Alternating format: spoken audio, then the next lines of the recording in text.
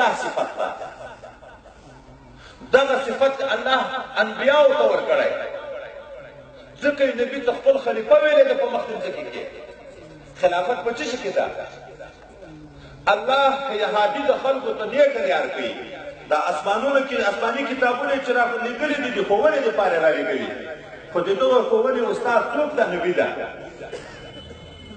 دا انبیا خدای پاک معلمین رالیږلي دغه معلمین دا جانشین خلیفه د الله دي نبی علیہ السلام راووت مسجد نبوي مبارک ته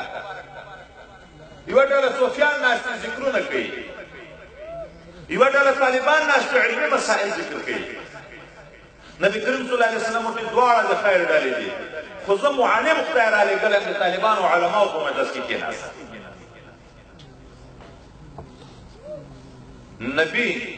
نبی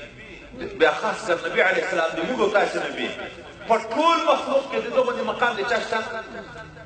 بعد از خدا بزرگ و دوی قصه مختصر د الله نه رالاندې په ټول مخلوق کې د غټ مقام چې کوم ته لاندې خبر ده بیا دغه عالم د دغه پیغمبر وارث ده وارث چې موږ تاسې په پښتو درته ووایم د سړي نه چې میراث وړي خپل زمن یې وړي که پردي خلک یې وړي نو دغه علما دا نبی علیه السلام په خپل زویګلوي ومنل خپل وارثان یې وبلل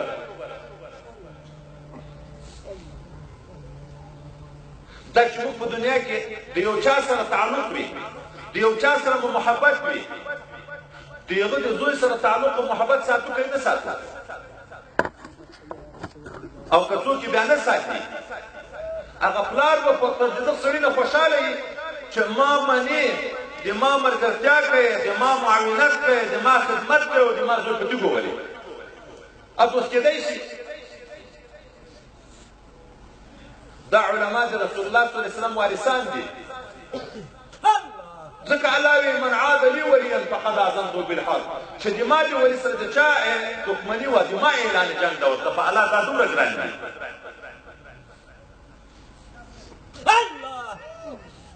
دا انسان خدای پاک اشرف المخلوقات پیدا کړی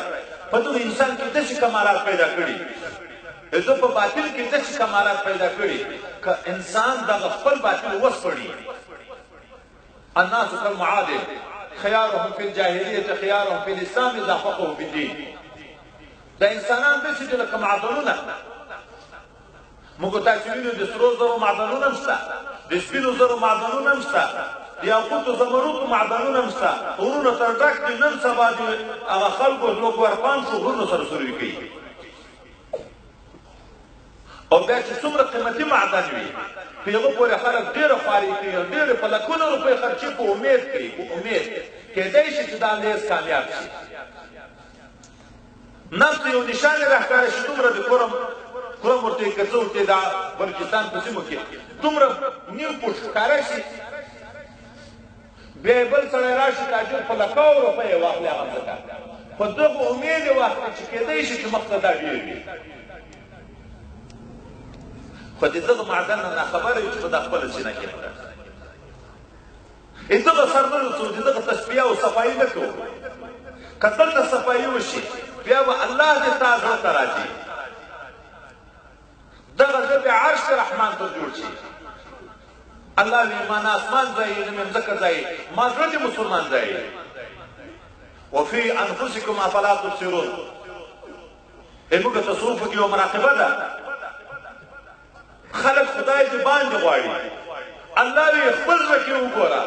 وفي انفسکم په خپل ځان کې افلا تبصرون تاسو نه وینئ اثار د رحمت خدای پاک